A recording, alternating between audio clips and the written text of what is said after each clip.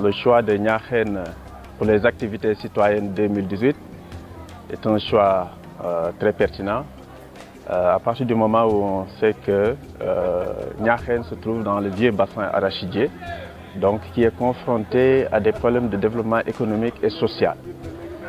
C'est un milieu où il est difficile de créer de la richesse à cause des conditions difficiles de production et de reproduction sociale. Mais aussi du point de vue des conditions agroécologiques assez dures pour les communautés. Donc une faible pluviosité, des terres appauvries par une longue tradition de monoculture arachidière, au-delà de 60 ans, 70 ans de monoculture. Et aujourd'hui, si l'Université de Dakar décide de se déployer dans ce milieu-là pour appuyer les communautés, c'est une excellente chose parce que ça les sort un tout petit peu de ces conditions difficiles de production.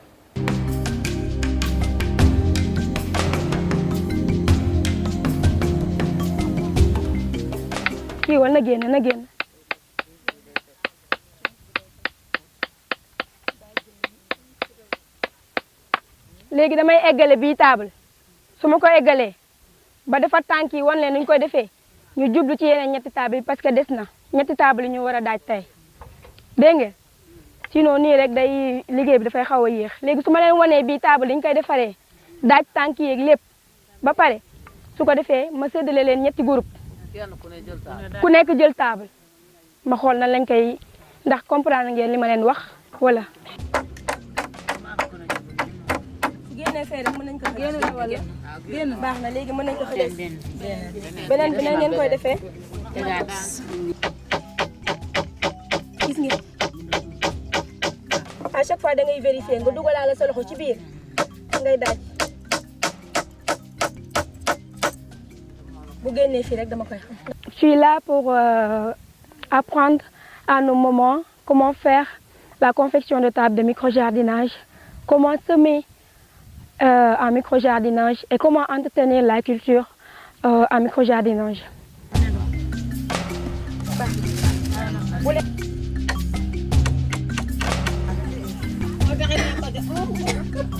Donc tout d'abord, nous avons commencé par la confection des tables qui consiste à faire le bois de cadrage.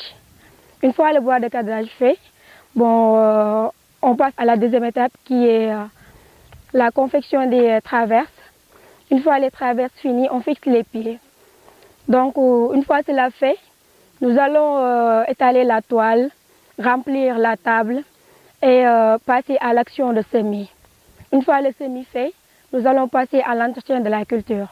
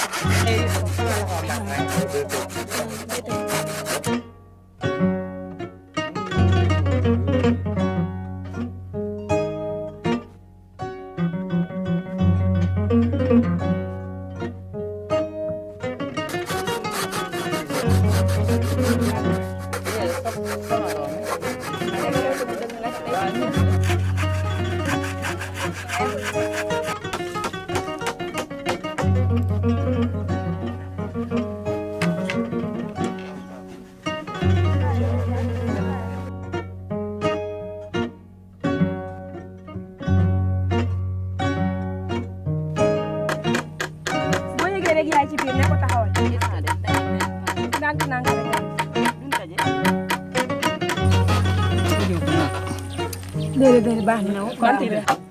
macha allah fii moom macha allah.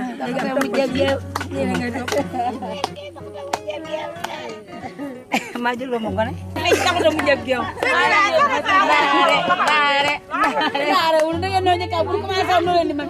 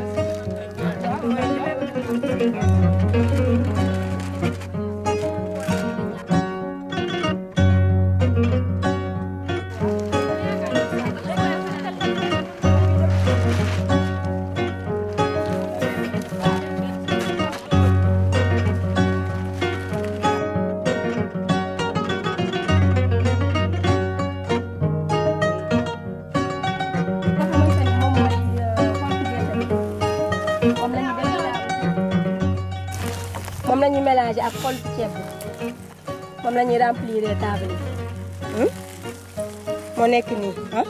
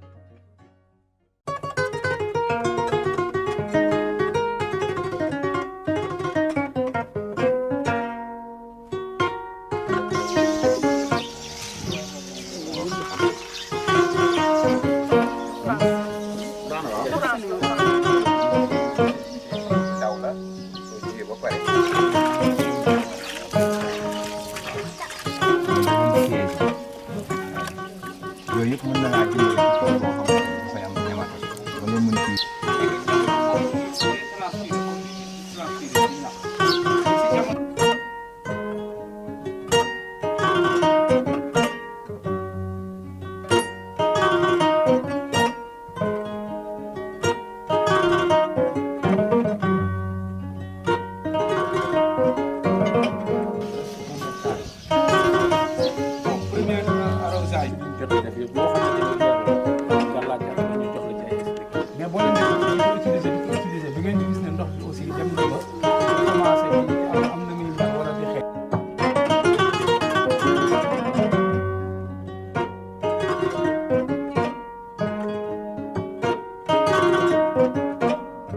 L'activité m'a permis de mieux manager une équipe et de mettre en œuvre mes compétences, c'est-à-dire faire des pratiques avec des personnes, leur dire quoi faire.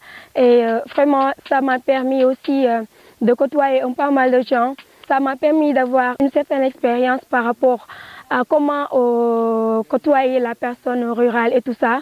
Donc ça a été vraiment très important pour moi. Ça me permet aussi de les expliquer en dehors du micro-jardinage comment entretenir par exemple une plantation en faisant des reboisements.